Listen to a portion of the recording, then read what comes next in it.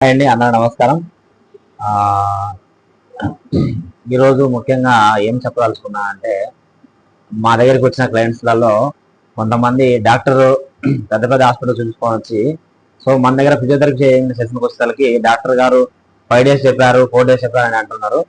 So అలా కాదండి, physiotherapy అనేది డిపెండ్స్ అపాన్ ప్రాబ్లం బట్టి కోర్స్ మెయింటైన్ చేయాలి. సో మెడిసిన్ వాడుతూ ఫిజియోథెరపీ తీసుకుంటే మనకు శాశ్వత మార్గం వస్తుంది. సో అందుకు మీ ముందుకు రావడం ఏంటంటే ఈ విషయంతో వచ్చాను. ముఖ్యంగా కొంతమంది మేము వచ్చేసి 4 days వస్తాం సార్, 5 days చేయండి చాలు అంటున్నారు. సో ఫిజియోథెరపీ దగ్గరికి వచ్చేసరికి వాళ్ళకి వాళ్ళ యొక్క డెసిషన్ అయిపోయింది అనమాట.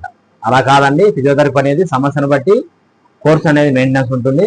ఆ కోర్స్ కరెక్ట్గా మెయింటైన్ చేస్తే ప్రాబ్లం అనేది బాగా క్లియర్ అయిపోయి మళ్ళీ రాకుంటుంది అనమాట. అందుకు మీకోసం వచ్చానండి. తెలిసిన కదా, ఫిజియోథెరపీ అంటే చాలా మందికి ఇంకా అవేర్నెస్ రాలేదు. ఇప్పుడు మాలిష్ అని, మసాజ్ అని, కరెంట్ అని ఇంకా ఆ యొక్క ధోరణిలో ఉన్నారు. అలా కాదండి, ఫిజియోథెరపీ అనేది మోడర్న్ మెడిసిన్.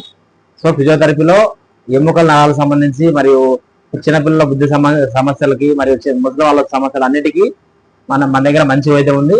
ఈ వైద్యాన్ని మీరు గుర్తించి గ్రహించి ప్రతి ఒక్కరు తీసుకొని మీ యొక్క సమస్యలకు శాశ్వత మార్గం అనేది పొందవలసిన కోరుతున్నాము.